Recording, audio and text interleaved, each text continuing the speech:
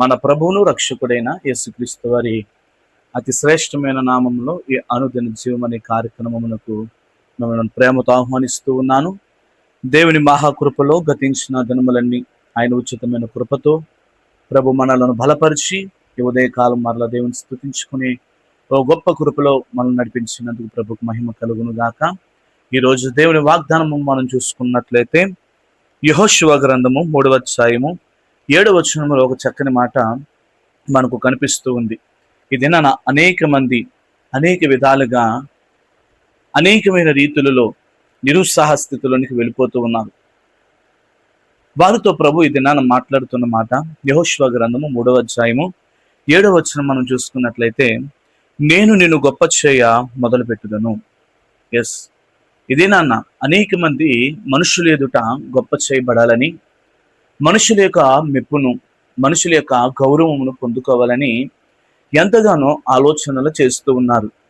కానీ మనుషులు ఇచ్చే మెప్పు కన్నా దేవాతి దేవుడు మనకిచ్చే ఘనత అది గొప్పగా ఉన్నదని ప్రభు లేఖనాలు సెలవిస్తున్నాయి.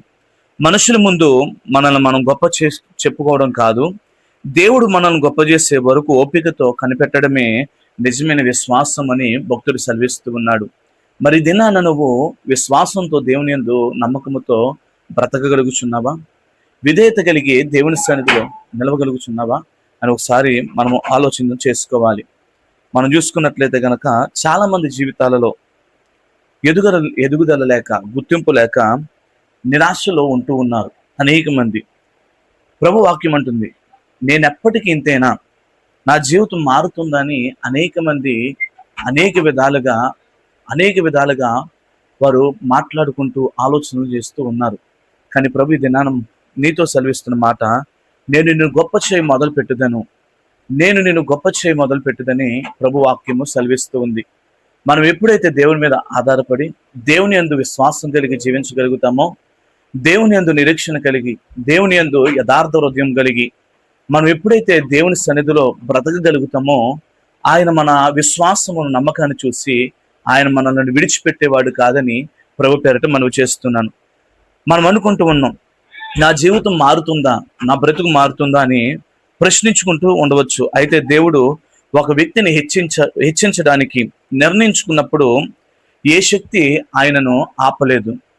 ప్రభు వాక్యం అంటుంది, నేను అవునంటే కాదని వాడు లేడు, కాదంటే అవునని వాడు లేడని దేవుని వాక్యం సెలవిస్తుంది. ప్రభుని జీవితంలో ఒక ఉన్నతమైన మార్గదర్శనాన్ని నిర్ణయించాడు. నీ జీవితంలో ఒక ఉన్నతమైన మార్గాన్ని నిర్దేశించి, నీ జీవితంలో నువ్వు ఏదైతే చేయాలో, నువ్వు ఏదైతే పొందుకోవాలో ప్రభు నీ జీవితంలో ఒక మాటను, ఒక మార్గమును నీకు సిద్ధపరిచాడు. ఆ మార్గంలో నువ్వు నడిచేటప్పుడు అనేకమైన శోధనలు, అనేకమైన అవసరతలు, అనేకమైన నిందలు, అవమానాలు ఒకవేళ మనం పొందుకోవచ్చు. కానీ దేవుని వాక్యం అంటుంది, నేను నడిపే మార్గము అది ఎలా ఉంటుందనంటే నిత్య జీవమైన మార్గము. అది మన జీవితంలో ఆశీర్వాదకరంగా ఉంటుందని, గొప్పవని మనం మర్చిపోకూడదు.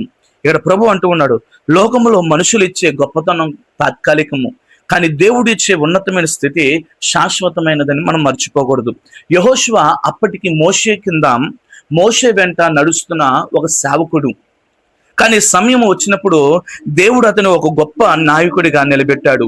నువ్వు చేసే పని చిన్నదైనా పెద్దదైనా దానిలో నీవు నమ్మకత్వాన్ని కలిగి జీవించాలి, దానిలో నువ్వు యథార్థత కలిగి జీవించాలి, దాని యందు నువ్వు సంపూర్ణమైన విధేయత కలిగి నువ్వు ఎప్పుడైతే జీవించగలుగుతావో అప్పుడు దేవుడు ఇచ్చే గొప్ప ఆశీర్వాదాన్ని నువ్వు పొందుకోగలుగుతావు. లోకములో ఉన్న మనుషుల మీద కాదు, లోకంలో ఉన్న మనుషులు ఎందుకు కాదు, నువ్వు నమ్మకత్వాన్ని చూపించాలి. దేవుని మీద నువ్వు నమ్మకత్వాన్ని చూపించాలి. దేవుడు నన్ను చూస్తూ ఉన్నాడని, దేవుడు నన్ను పరిశోధిస్తూ ఉన్నాడని, ప్రభు నా జీవితాన్ని పసిగడుతూ ఉన్నాడని మనం గ్రహించే వారిగా ఉండాలని ప్రభు పేరట మనవి చేస్తున్నాం. దేవుని వాక్యంలో ఒక మాట మనకు కనిపిస్తుంది, ఆయన కన్నులు లోకమంతటా సంచారం చేస్తున్నవి, అవి మంచి వారినేమి చెడ్డవారినేమి, ఉన్నతమైన వారినేమి లేని వారినేమి అందరినీ ఆయన కన్నులు చూస్తూ ఉన్నాయని దేవుని వాక్యం సెలవిస్తుంది. ఇదే అనేక మంది వారిని చూసి వారు చేస్తున్న దుర్మార్గతలను బట్టి, వారు చేస్తున్న అబద్ధికులను బట్టి, వారు నడుస్తున్న భిన్నమైన మార్గమును బట్టి వారికి ఏంటి కీడు కలగట్లేదని అనేక మంది ఆలోచనలు చేస్తూ ఉన్నారు. ఇంకొంతమంది అయ్యో నేను యథార్థంగా నడుస్తూ ఉన్నానే, నేను నీతిగా బ్రతుకుతూ ఉన్నానే, దేవుని యందు భయభక్తులు కలిగి దేవుని మార్గమును నేను కొనసాగిస్తూ ఉన్నానే అని నా దేవుడు నన్ను ఎందుకు ఆశీర్వదించట్లేదని అనేక మంది నిరుత్సాహంలోనికి వెళ్ళిపోతున్న వారు కూడా లేకపోలేదు. అయితే ఈ దినాన్న ఈ ఉదయకాలం నేను మాట సెలవిస్తూ ఉన్నాను. ఏంటంటే ప్రతి దానికి కూడా ప్రభు ఒక సమయాన్ని నిర్ణయించాడు. ఆయన ఒక సమయమును నిర్ణయించాడు. ఆ సమయంలో వాని క్రియలు చొప్పున ప్రతి వానికి ప్రతిఫలం కలుగుతాదని దేవుని వాక్యము అంటూ ఉంది. యోసేపు దేవుని యందు భయభక్తులు కలిగి జీవించాడు, దేవుడి యందు విధేయత కలిగి జీవించాడు. మనుషులు నన్ను చూడకపోయినా, ఎవరు నన్ను పసిగట్టకపోయినా ప్రభు నన్ను చూస్తూ ఉన్నాడని ఒక భయము, విధేయత, నమ్మకముతో ముందుకు నడిచాడు. యోసేపు తన జీవితంలో ఆశీర్వాదాన్ని చూడగలిగాడు.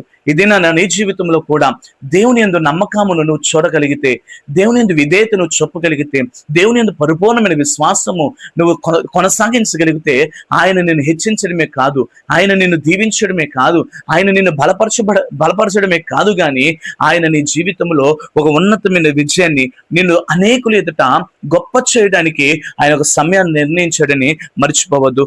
దేవుడు మనకు తోడుగా ఉంటే మన విజయానికి పునాది కలుగుతుంది. ఆయన నీకు తోడుగా ఉంటే, ఆయన నీకు తోడుగా, నువ్వు చేసే పనుల్లో ఆయన నీకు తోడుగా ఉంటే ఆయన నీకు విజయాన్ని కలగజేస్తాడని మర్చిపోవద్దు. దేవుడు యెహోషువతో ఒక మాట అంటూ ఉన్నాడు, నేను మోషేకు తోడయ్యున్న రీతిలో నేను నీకును తోడయ్యుండి నిన్ను ఆశీర్వదిస్తానని దేవుని వాక్యము సెలవిస్తూ ఉంది.